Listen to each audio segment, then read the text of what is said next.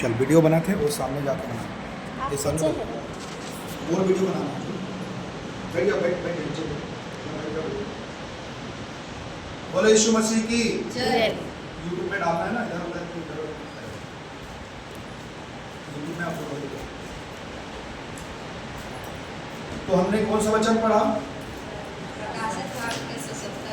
प्रकाशित वाक्य 77। तो यहाँ पर हम एक आयत पढ़े हैं। कौन सा? भजन संहिता 77। ठीक है, पास्टर ने उल्टा बोल रहे था, कोई बात। चलिए, भजन संहिता 77 को हम देख रहे हैं। यहाँ पर एक चीज तो हमको पता चला है, क्या है? 19 पद में, 19 पद को देखिए जरा। यहाँ 19 पद को सीखेंगे थोड़ा सा। सब लोग निकालिए बाइबल, सब लोग इधर उधर मत देखें। हम प्रभु के वचन को पढ़ रहे हैं, प्रभु हमारे बीच में है। प्रभु को सम्मान करते हुए प्रेम के साथ पवित्र वचन को सीखें, ताकि ये वचन मेरे और आपके जीवन में, सोच में, भावनाओं में, विचार में काम करें, मेरे और आपके जीवन की अगुवाई में काम करेंगे। वचन ही है जो मुझे पाप से और शैतान की सारे चाल और छल से बचा पाएगा। वचन से ही मैं और आप सही और गलत को पहचान पाएंगे। वचन से ही सही व्यक्ति और गलत व्यक्ति को पहचान पाएंगे। परमेश्वर की कामों को और शैतान को कामों को हम समझ पाएंगे। केवल वचन, वचन पर ज्यादा फोकस करना है, क्योंकि वचन क्या है जी? परमेश्वर। बोलो परमेश्वर। वचन क्या है? वचन ही क्या है? परमेश्वर। तो हमने एक में लिखा है, आदि में वचन ही क्या है? परमेश्वर। तो मेरा और आपका जो विश्वास है वो केवल यीशु के वचन में होना चाहिए। आमीन। केवल यीशु के वचन में, क्योंकि मसीही जीवन का एक सच्चा क्रिश्चियनिटी का जो मेन आधार है, जो उसका मूल्य है, मसीहत का जो मूल्य है, इधर देखिए, मनुष्य को ना देखिए, मसीहत का जो मूल्य है वो वचन है। एक बार फिर से मैं आपको समझा रहा हूं, बता रहा हूं, अंतिम दिन के अंतिम समय में अधिक कोई विश्वासी वचन को समझने के लिए अधिक उनका इंटरेस्ट नहीं है, और वो कोई आदमी के ऊपर विश्वास करता है, जैसे चिन्ह चमत्कार, भविष्यवाणी या कोई प्रकार की गतिविधियां बाइबल संबंधी। तो मैं आपको निश्चित बताना चाहता हूं, वो व्यक्ति भटक जाएगा, वो परमेश्वर की योजना से, आशीष से वंचित हो जाएगा वो। क्योंकि यदि यीशु के वचन के मूल्य को नहीं समझा, अर्थात परमेश्वर के मूल्य को नहीं समझा, कभी भी वो आगे नहीं बढ़ पाएगा। वो मनुष्य के जाल में, शैतान के जाल में फंस जाएगा और बाइबल के मूल शिक्षा सिद्धांत से हट जाएगा। इसलिए प्रिय दोस्तों, मैं नहीं चाहता कि आप लोग परमेश्वर के वचन से अनजान रहें। मैं एक सेवक होने के नाते पूरा कोशिश करता हूं कि हमारे चरोटा चर्च के विश्वासी भाई बहन, बच्चे ध्यान से सुने, बाइबल के हर विषय, बाइबल के हर वचन को मैं गहराई से सिखा सकूं, ऐसी मेरा कोशिश रहता है, ऐसा मेरा प्रेरणा रहता है। ठीक है, इसलिए ध्यान से सुने। भजन संहिता 77 अध्याय को हमने पढ़ा आज के अध्ययन मनन के लिए।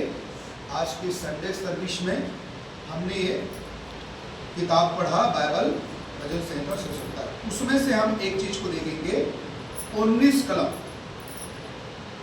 19 कलम को कोई पढ़ेंगे आप लोग? पढ़िए कोई भी एक जन, भजन संहिता 77 का 19। तेरा मार्ग समुद्र में है और तेरा रास्ता गहरे जल में हुआ, और तेरा रास्ता गहरे जल में हुआ, और तेरे पाँव के चिन्ह मालूम नहीं हुआ, और तेरे पाँव के चिन्ह मालूम नहीं होते। अब यहां पर देखिए, तेरा मार्ग मतलब परमेश्वर का मार्ग। आमीन। यहां पर लगभग यीशु के आने से पहले 700 साल बाद पहले यीशु के आने से 7 साल पहले परमेश्वर अपने दास के द्वारा ये वचन लिखवाई, जिसको हम अभी स्टडी कर रहे हैं, मनन कर रहे हैं, भजन संहिता 170-135। क्या है प्रभा दीदी 19 में क्या पढ़े हमने? तेरा मार्ग यानी कि परमेश्वर का मार्ग, परमेश्वर का मार्ग। समुद्र में क्या है?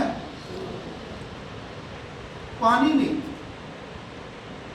यही घटना परमेश्वर यीशु नया नियम में प्रेरितों के सामने अर्थात चेलों के सामने किया। कब? जब एक बार यीशु अपने चेलों के साथ कहां जा रहा था? झील में। कहां जा रहा था? पानी के गहरे समूह में जा रहा था। सुबह का समय था और चेले जो है नाव में थे और यीशु अपने महिमा को, अपने मसीहत को प्रकट करने के लिए यीशु उस नाव पर नहीं थे। हालेलुया। लेकिन अचानक यीशु मसीह पानी पर क्या कर रहे थे? चल रहे थे। यीशु मसीह पानी पर चल रहे थे और इस घटना को देखकर चेले क्या हो गए? बोलो जोर से। डर गए। तो एक मसीहत के लिए मैं आपको बताना चाहता हूं, इस घटना को एक मसीहत किस रूप में देखना चाहिए। क्या मसीहत के लिए यह मायने रखता है कि यीशु की घटना या उस घटना में से जो हमारा आत्मिकपन है या उस घटना से जो आत्मिक जो मूल्य है उसे हमारे जीवन में रखना चाहिए या केवल घटना को हमारे जीवन में रखना चाहिए? कौन सा सही मसीहत के लिए? हेलो बोलिए। एक सच्चा मसीही के लिए न बल्कि घटना को कहानी के रूप में याद रखना, परंतु उस घटना की जो एक आत्मिक मूल्य है, आमीन, समझ रहे मसीह लोग, उस घटना का जो आत्मिक मूल्य है उस मूल्य को अपने हृदय में, अपने मन में, अपने जीवन में रखना चाहिए। आमीन। जब इस प्रकार का जब हमारे जीवन में आगे जाकर जब कुछ हमारे जीवन में कुछ ऐसे होता है तो उस घटना के जो आत्मिक मूल्य को जब हम समझ लेंगे तो उस परिस्थिति से वो आत्मिक मूल्य हमको क्या करेगा? आशीष करेगा, वो ऊपर उठाएगा। इसीलिए प्रभु यीशु मसीह चेलों के सामने जब वो पानी पर चल रहा था, तो पानी में जब चल रहा था तो यीशु का जो पांव का चिन्ह पानी में नहीं था, क्योंकि पानी कौन सा पदार्थ होते हैं? तरल पदार्थ होते हैं। उसमें कोई ठोस, कोई सबूत अर्थात चिन्ह नहीं होते पानी में। और जब यीशु मसीह पानी पर चल रहा था, जो एक पानी है, एक गहरा समूह है, एक झील है वो, तो ये घटना का ये घटना से जो निकल कर आने वाली चेलों के लिए एक जो चीज था वो है आत्मिक मूल्य। आमीन। कहने का मतलब ये है, यीशु मसीह चेलों को ये बता रहा था कि मैं ही आपका एक सच्चा क्या हूं? मसीहा हूं, परमेश्वर हूं। यहां पर चमत्कार होना बड़ी बात नहीं है। चमत्कार को आप मुख्य स्थान मत दीजिए। चमत्कार तो किया यीशु मसीह वहां पर, मुख्य स्थान चमत्कार नहीं है। मुख्य स्थान वहां पर हमारा विश्वास और आत्मिक मूल्य है, जिसको हम मसीहत बोलते हैं। हालेलुया। यही चीज यहां पर यीशु के आने से पहले 700 साल पहले परमेश्वर ने अपने दास के द्वारा लिखवाई ये वचन। अब एक आयत और देख लेंगे इसी वचन में, जो बहुत ही मेरे और आपके लिए प्रेरणा स्रोत वचन है। 70 का 1 और 2 पद भी हम पढ़ लेंगे।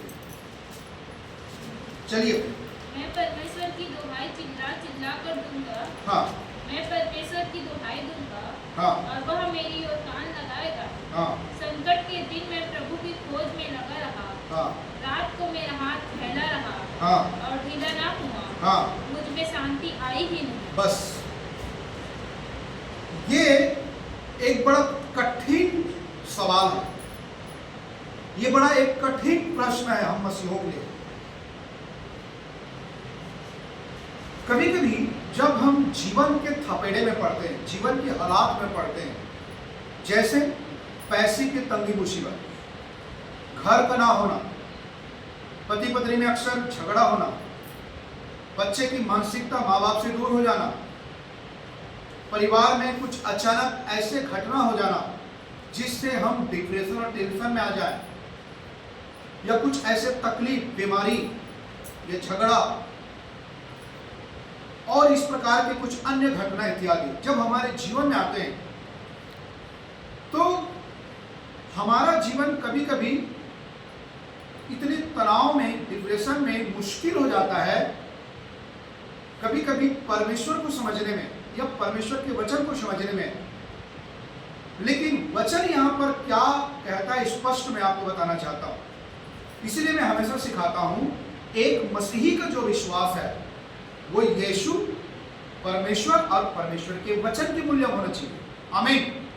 क्योंकि वचन में वो ताकत है, वचन में वो आनंद और शांति है, वचन ही है जो मुझे और आपको संभालता है, वचन ही है जो समस्याओं का समाधान ढूंढता है, अर्थात परमेश्वर। आमीन। जैसे मैं आपको पुराना समय के विश्वासी के यदि वैल्यू को बताऊं, उसकी कीमत को बताऊं, तो इजरायली प्रजा के लिए एक संकट था। गहरे समुद्र के सामने कोई रास्ता नहीं था, केवल गहरा समुद्र था, जिसको मैं और आप बाइबल की भाषा में लाल समुद्र कहते हैं। उस लाल समुद्र में गहरा पानी है और उसके आगे कोई रास्ता नहीं, कोई मंजिल नहीं, कोई और समस्या वहां का समाधान नहीं हो रहा है। और मूसा पर इजरायली प्रजा लोग कुड़कुड़ा रहे हैं, चिल्ला रहे हैं, गुस्सा रहे हैं, किसी का मुंह फूल गया, वहां पर बहुत कुछ हो रहा था, वहां पर बहुत कुछ हो रहा था, मंजिल दिखाई नहीं दे रहा है। यदि यूं मैं आपको कहूं तो वहां पर मौत सामने आ रहा है, क्योंकि पीछे कौन है? फिरौन की सेना है, फिरौन की सेना है, और फिरौन की सेना उनको मारने के लिए भाला, बंदूक, रथ इत्यादि लेकर वो आ रहा है। अब सोचो, मैं और आप वहां पर होते तो मेरा और आपके लिए कितना चिंता का विषय होता। पीछे मौत है, आगे समुंदर है, कोई मंजिल नहीं, कोई समस्या नहीं। और तो और इजरायली प्रजा लोग मूसा पर क्या कर रहे हैं? चिल्ला रहे हैं, कुड़कुड़ा रहे हैं। यानी कि एक प्रकार से वो अगवा एक पास्टर है इजरायली प्रजा के लिए, एक पास्टर है मूसा। मैं आपको समझाने के लिए ऐसा शब्द का प्रयोग करूं तो अब बताइए वो हालात कितना बस से बदतर है। लेकिन इस वचन का, इस आयत का क्या मतलब है?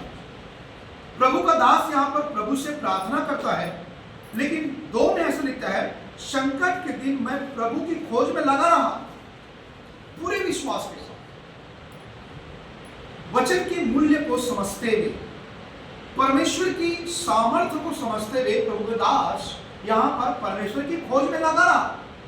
उनकी विश्वास में कोई कमी नहीं पाई। ध्यान से सुनिए, उस प्रभु के दास जो हालात उनको नहीं बदल पाए, वो लगातार परमेश्वर की खोज में लगा रहा, वचन में लगा रहा, विश्वास में लगा रहा, परमेश्वर की सामर्थ्य में लगा रहा, लेकिन विश्वास में तनिक भर कमी नहीं पाएगी। हालात उनके विपरीत है। ध्यान से सुनिए आप, उस प्रभु के दास के जीवन के हालात क्या है? काबू से बाहर है, सीमा से बाहर है। फिर भी प्रभु के दास परमेश्वर की खोज में लग रहा, वचन की खोज में लग रहा। आगे क्या कहता है? रात को मेरा हाथ फैला रहा। मतलब क्या? मतलब क्या? मतलब परमेश्वर की आराधना करने में, प्रार्थना करने में प्रभु के दास का हाथ क्या कर रहा? फैला रहा रात में, बिस्तर में विनती करने में लगा रहा। उनका प्राण, उनका शरीर, उनका आत्मा तीनों के तीनों क्रियाशील है। प्रभु के कार्य में कमी नहीं पाई गई। हालात से बद से बदतर है ना। फिर आगे कहता है मुझ में शांति आई नहीं, मुझ में शांति आई नहीं, बावजूद परमेश्वर पर कुड़कुड़ाने का, लेकिन इस प्रभु का दास उसके बाद भी प्रभु के विश्वास में क्या रहा, अटल रहा। आमीन। और आगे जब आयत को जब हम पढ़ते हैं तो ऐसा लगता मैं कहराता रहा, चिल्लाता रहा, लेकिन परमेश्वर का यह वादा है। आप 13 आयत में पढ़ सकते हैं। परमेश्वर का वादा क्या है पता है? परमेश्वर का दास का कॉन्फिडेंस आपको पता होना चाहिए। हे परमेश्वर, तेरी गति पवित्रता की है, कौन सा देवता परमेश्वर के तुल्य पड़ा है? ये कॉन्फिडेंस, ये विश्वास कहां से आया था? वचन से। ये प्रभु दास को पता है अंदर से, मेरा जो परमेश्वर है ना वो महान है। कोई बात नहीं, यदि मेरे जीवन अभी तकलीफ में, परेशानी में है, ये तो मेरे जीवन के लिए और भी आशीष और फायदा का कारण है। एक प्रकार से इस प्रभु दास का एक ट्रेनिंग का हिस्सा है। दूसरे शब्द में कहूं, इस परीक्षा के घड़ी में प्रभु का दास पूरे 100% मार्क में क्या हो रहा है? पास हो रहा है, फेल नहीं है। हो सकता है प्रलोभन देने वाले ने प्रलोभन किया हो या परीक्षा लेने वाले ने परीक्षा किया हो, तो भी प्रभु का दास का विश्वास परमेश्वर में क्या है? मजबूत है। ये होना चाहिए आज की चर्च के विश्वासियों का। आपकी बीमारी आपकी कुछ बिगाड़ना नहीं चाहिए, पैसा आपकी बिगाड़ना नहीं चाहिए, समाज आपकी बिगाड़ना नहीं चाहिए, मंत्री संतरी अधिकारी आपको विश्वास को बिगाड़ना नहीं चाहिए। आपके जीवन के बस से बदतर के हालात या आपके जीवन का थपेड़ा मसीहत को और मसीही वचन को और मसीहत के मूल्य को, आत्मिक मूल्य को कभी भी आपके जीवन से क्या नहीं होना चाहिए? दूर नहीं होना चाहिए। उसका वजह मैं आपको बताऊं, जो व्यक्ति मसीह के वचन को नहीं समझ गया, अर्थात यीशु को समझ गया, वो मरना पसंद करेंगे प्रभु में, लेकिन पीछे हटना या आपके जीवन को बिगड़ने से नहीं जाएगा। इसलिए पौलुस क्या कहता है पता है? मैंने अपने विश्वास की क्या की? रखवाली की। मेरा भाव दौड़, हालेलुया, व्यर्थ नहीं गया, परंतु मैं अपनी मसीही दौड़ में मैं अंत तक अपने विश्वास की रखवाली किया। अब बताओ पौलुस के ऊपर कितना भयंकर तकलीफ, पीड़ा, दर्द, परेशानी, जेल, उसको बेटे मारे गया, कोड़े उसको मारे गए, वो भी 3 बार 39 समुद्र में था, जहाज टूट गया। जबकि पौलुस के द्वारा मुर्दा जिंदा करते थे यीशु, पौलुस के द्वारा लगभग 13 पत्री लिखवाए, पौलुस के द्वारा दुष्ट आत्मा हटी, पौलुस के द्वारा कई कलीसिया स्थापित किया, पौलुस के द्वारा बड़े बड़े यीशु मसीह का काम किया, तो भी परमेश्वर से होने दिया अपने दास के द्वारा, ताकि मसीही का मूल्य को, वचन के मूल्य को और आने वाला जनरेशन जो कलीसिया है वो वचन पर स्थापित हो। आमीन। यहां पर प्रभु के दास का हालात, जीवन के हालात, परिस्थिति प्रभु के दास का एक तनी भी बिगाड़ नहीं पाया, परंतु हालात सर पटक दिया परमेश्वर और परमेश्वर के वचन का। आमीन। यही होना चाहिए मसीह का मूल्य। तो इस वचन के द्वारा हम सबको प्रभु आशीष दे। आमीन। सबको जय मसीह की।